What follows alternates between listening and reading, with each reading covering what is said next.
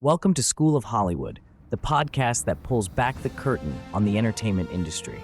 Your host, Steve Owens, 25-year veteran in movies, music, and TV. Each week, we dive deep into the stories, struggles, and successes of the stars behind the scenes. From actors and directors to agents and casting professionals, we'll explore what it really takes to make it in Hollywood. Get ready for insightful conversations, insider tips, and a few surprises along the way. So whether you're a budding talent or just a fan of the glitz and glam, join Steve as he uncover the art of storytelling in Tinseltown. Let's get started. Okay, hello. My name is Kaila Uli. I'm super happy to be here. And yeah, that's it. Okay. Well, I got to tell you, you have a very unique name because I listen to different things on the internet and nobody says it the same. I stopped correcting people because it's always like I get Callie, I get Kayla, I get Kalia, I get everything you can imagine. So at this point, I'm just like, whatever you want to say, that's what it is. So what's the origin of your name? Oh, I have no idea. I don't know what the origin of my name is, other than so my family we're Dutch and Indonesian.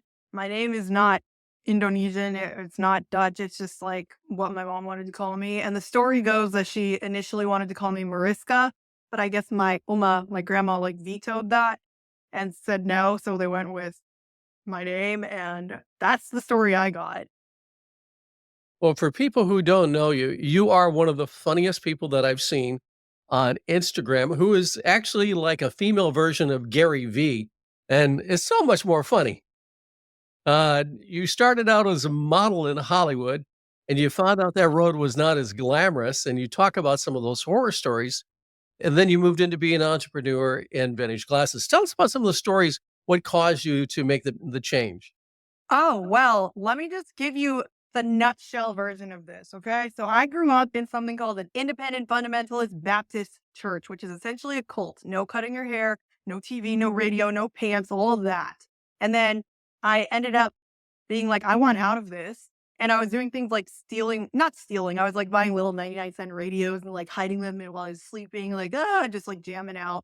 And I had this big plan. So I got married when I was 19, and my husband and I met in this little culty group, and we're like, let's go. So we got married, and then he passed away when we were 21. We're both 21. So now I'm 21, having been homeschooled my whole life, couldn't get into college, couldn't get a job. I didn't have a real diploma. I was like, what in the world am I going to do for money? Well, thank God I'm tall. So I'm 5'10", and I started finding castings that I was not invited to. And I was like, I'm just going to go because someone's going to model, and it's going to be me because I can make money doing that. No one's going to check my credentials. And it didn't work right away, but eventually it was like, oh God, she's here again. She's here. Fine. She's here. The other model's not. Throw her in. And in the beginning, I was getting paid like less than 50% what other models were being paid because it wasn't always trendy to have the look that I look, which is like, there was a very specific look for models, but they Sure. brought me in for cheaper. And then over time, I started making more and more money. I started like fighting for myself and getting a fair rate. But the long goal was always to take this money from modeling and start a business. So that's what I did. And then I kept putting my modeling money into businesses, and I kept failing, and I ruined like 3 businesses. And it wasn't until I got to that 4th business that I was like, okay, I know what I'm doing now. And that's kind of the condensed version of that. So did you start off on like a Shopify account, or how did you create your store? Oh, I started on everything that you could imagine. I tried Wix, I tried Big Cartel, I tried Etsy. And then I ultimately found that like Shopify now is what I swear by. They're just the easiest, the simplest. Anyone can go in and code. Like it's Shopify is beautiful. That's all I use now. But early days, I did use a combination of Shopify and Etsy together, and they were each doing like 50-50 of the revenues. And then I moved over to just Shopify and was able to pull in traffic through Pinterest, social media, paid ads, and all that classic kind of way. Your first big success was with the vintage sunglasses. What made you decide to go after those? Okay. And she's got a pair of them. Um, so at this point in my life, I had saved up enough money to get into college, and I had done all of the work that would allow me to get into college, which was a couple years of like building in the first place to get there. And I got a degree in marketing. that was like heavily focused on like product development, market research, and e-commerce. And at this point, I understood the value of selling something that not everyone else in the world was selling, but still had high interest. And a lot of people wanted sunglasses, but not a lot of people were doing vintage sunglasses. And then that was stacked on the fact that I was living on top of a vintage seller at the time, and he had a pile of vintage sunglasses that he didn't really know how to move. They were really like he was selling them in his store and they weren't moving. And I was like, this, this is it. So it was my differentiation point. That's why I arrived at vintage. So you've noticed a lot of high influence on fake followers. Mm. How do you tell if someone has them, and what are things people should look for? Um, s- it's easier now than ever to figure out if someone has fake followers, and it really comes down. But let me tell you, all right. People used to just be like, okay, ratio. You have 1 million followers, but you only have 2,000 likes. Oh, homie got ratio. Like there's like nothing. It's very obvious. But now people buy their likes, their follows, their comments, the whole package. They even buy shares these days. But you can always tell in the comment section because you go into the comments and they're not real.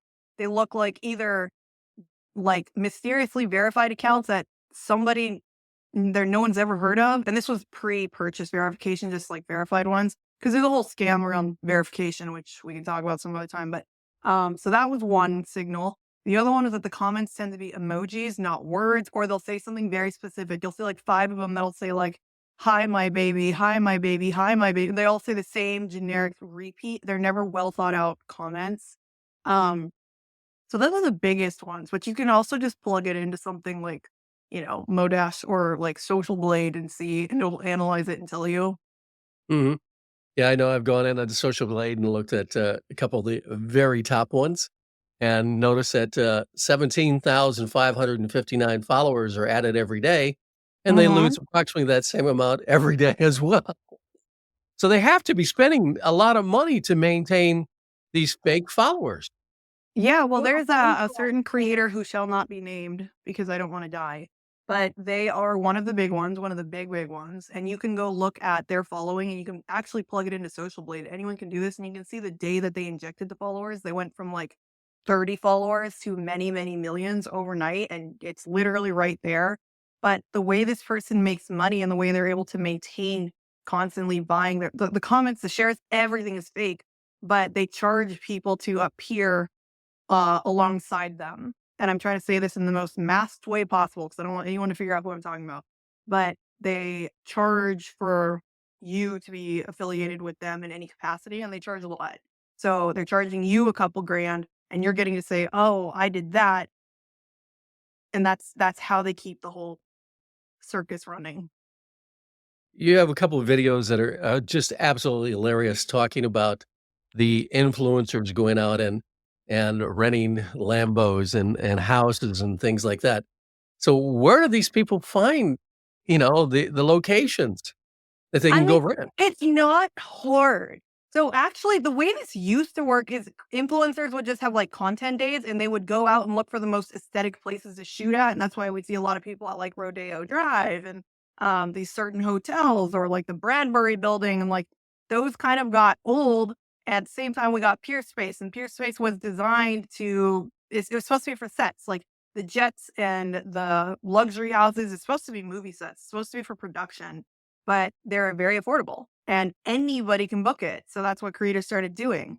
And people think I'm being dramatic when I say there is a $90 million house, $100 million house that you can get for $90 an hour. It's literally there on Peerspace. And my comments are like, it's not possible, the ROI. And I'm like, well, I never said that they're paying their mortgage on this. I'm pretty sure they just make a little side cash, but it is a sprawling mansion with full grounds and it looks like marble. It's like, how? My God, it's $90 an hour. And that's just literally so easy to do out here. And there's a couple other ones that are as equally as beautiful that are maybe $400 or $500 an hour, but they're more like Batman style houses with like the modern, kitchens and all that. And then the cars too. It's literally just, you know, there's a few that are $299 an hour, but there is that one that is $90 an hour. It's a bikini. One of my favorites that you had in there was, going to eBay to get your Prada bags. Yeah, that's crazy. Like, And that still happens. If you go online right now and you search for it, you can find it yourself, like literally just bags. And some people do collections. You can get like a little Chanel, a little Prada, a little Gucci, a little whatever, and get a full set. Amazing that people are doing that. Um, you talk about rage bait. I'd never heard that before. Explain to the Okay. audience what that really is. Okay, so I don't think people should be rage baiting, but I think they should be engagement baiting. So rage baiting is awful. It's like clickbaiting, it's making up scenarios, it's like completely misleading people and then baiting them into being mad, which works really well, but I think it's very unethical and I personally don't do that. Whereas engagement baiting is just a little bit of extra spiciness added into the content to get people to have something to say about it. And the old days, this literally looked like in the old days, this looked like, people would, like, purposely misspell words, and people would be like, "That's not how you spell it." Or a really famous one is a girl who, instead of saying bagel, she would call it a boggle, and people are like, "Ah, no," and they have to say something. That stuff doesn't really work anymore because people are like, "You're just saying this to get me to comment." But my favorite example is Brooke Monk, who I love, by the way. I think she's an absolute content genius, and she has notably no furniture in her house. And people are constantly like, "Brooke, where is your furniture?" And she has stitches, duets, videos, YouTubes. She has entire like Reddit's dedicated to her lack of furniture, and her comment section will have thousands of comments about like, "Where's the furniture?" That's engagement baiting. Wow. Since you've been a model, what advice would you give to actors, models, and singers on starting to really engage in their social media? You have to keep in mind that with your content, it's not about you. Like nobody really cares that you are a model. They care about what they can get from this. Like, are you teaching them how to be a better model? Are you showing them how to take care of their skin? Are you showing them how to network? Are you giving them the opportunity to live aspirationally through you by bringing them along to casting calls?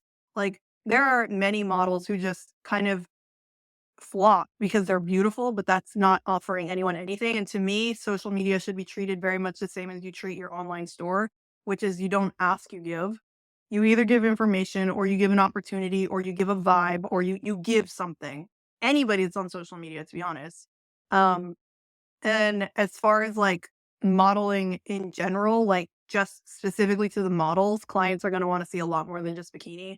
And if you just post bikini stuff, you're going to box yourself out of a lot of casting calls. They want to see that you can do the whole swath, lifestyle, and talking, like everything. You can't just be a bikini model and expect to get castings. Perfect. Say an artist wanted to start a t-shirt store because that seems to be merch that they all want to sell.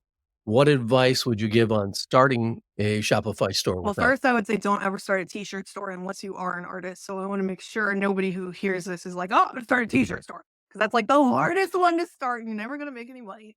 But if you are an artist, it makes sense because you have a strong brand already behind you, and you can do that, and that's something people really want.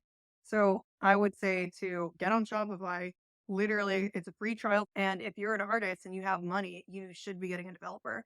Like my big thing is like most of the reason, one of the big reasons so many businesses fail is because you try to build your own website and customers can sniff that out. Don't do that. Just spend a little bit of extra money that it takes to get it professionally developed because customer standards are so high up here that if you build your own site, they're going to treat you like you built your own site and they're going to be like, "No, thank you." So get someone to do it for you. Make sure that it has really good potential to convert, meaning like the UI UX is mapped out properly, nicely. It's a nice to use the site and all the elements are in the right place. That's what I would say. And then like what I would tell an artist is like very different than I would tell somebody who's just trying to start a brand because an artist is going to have like a level of dedication and following and people who will buy what they put out because it's them. Whereas if you're a small business, you have to do an intense amount of legwork to get people to trust you.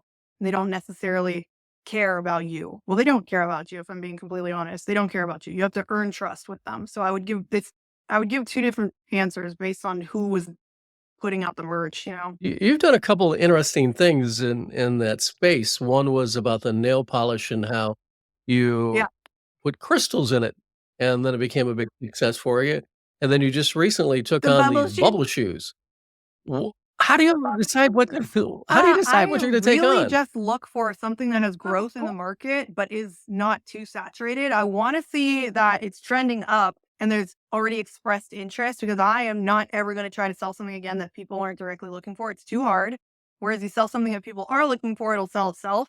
And then you just have to be the person who differentiates it and markets it better than the next guy. So with the nail polish, nail care is really, really growing. Like by 2030, it's going to be way bigger than it is now.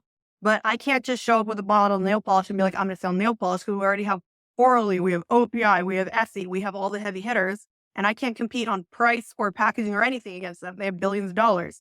So all I can do is differentiate, which is why I put the crystals into it. It is two trending things, crystals and nail polishes, and it gives me a point that nobody else has. Same thing with the slippers. Slippers are trendy.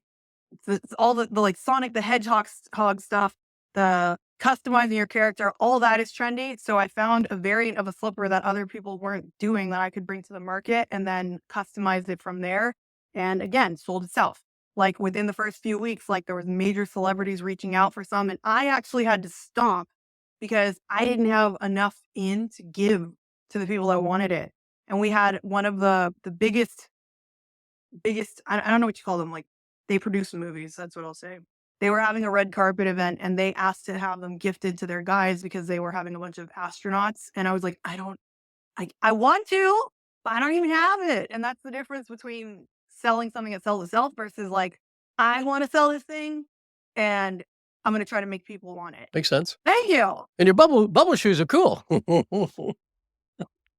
Can you jump up and down in those? Size 13. This is what took all summer to make. Do you see how big this is?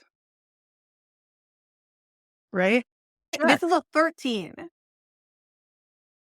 This is the most requested size, and they're coming in red. And it took so long to sort it out until like actually the molds kept breaking because of how big it is.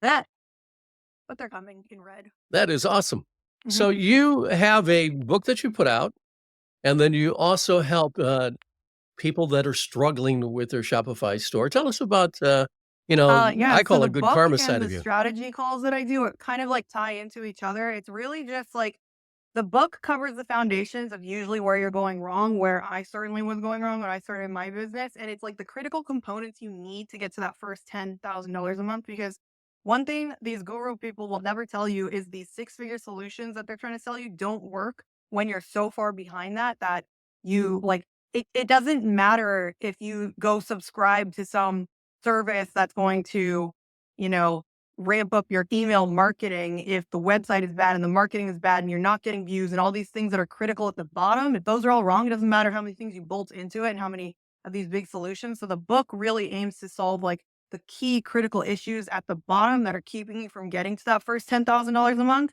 And then after that, you should be good. Like now you understand the function, like the core functions of business, and you should be able to like learn your way upward, and you don't need me anymore.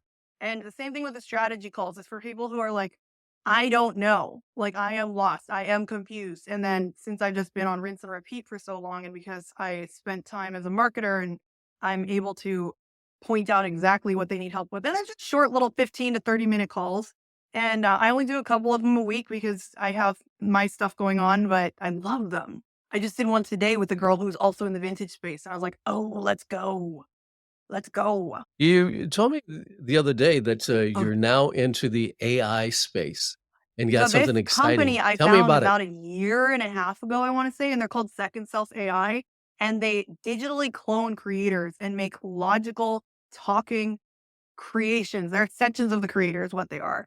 But it goes beyond that because it also offers you protection against like people deep faking you or stealing you without, being authorized. And this is happening. This is a real problem. There was that girl on TikTok who had her entire face stolen for a Men's Health commercial that she did not authorize. And it was very upsetting for her because she was like this young, conservatively, like speaks softly, and they just turned her into that. So Second Self not only creates a digital extension of you that your fans can talk to and interact with and ask silly questions and get to know you and like establish like a real connection with, but it also offers protection against you getting attacked by, I call them AI attacks because that's really what they are to me, is people just taking you and doing whatever they want to do with it. So that's my passion project at the moment. And I just like, I'm literally like, I cannot wait to get this thing mainstream. Where can people find your store on Shopify? My flippies are, I'm very direct. It's puffy flippers, but I gotta tell you, it's not the regular So I spelled it Puffie. So like cute, right? Puffy slippers, right? The world was a normal place when I Right, did right. this. So launched it last October. And then a certain human started being investigated by the feds. And, maybe they picked him up yesterday again. And the way my accounts started getting people like, is there any ill affiliation? And I was like, oh my God, no. And I had to do like damage control. I'm like, no affiliation. And it's spelled differently too. Like, come on. I'm not even like a rebrander like that, but this one might be a little too much for even me. I'm thinking about it. It's a very serious thought. My life is a full circus, and I sit here every day wondering how these kind of things happen. Hey, I really appreciate you being here today. Thanks you gave some great knowledge for people, and you are fun to listen to on your TikTok and your YouTube. And like I said, Gary V better watch out.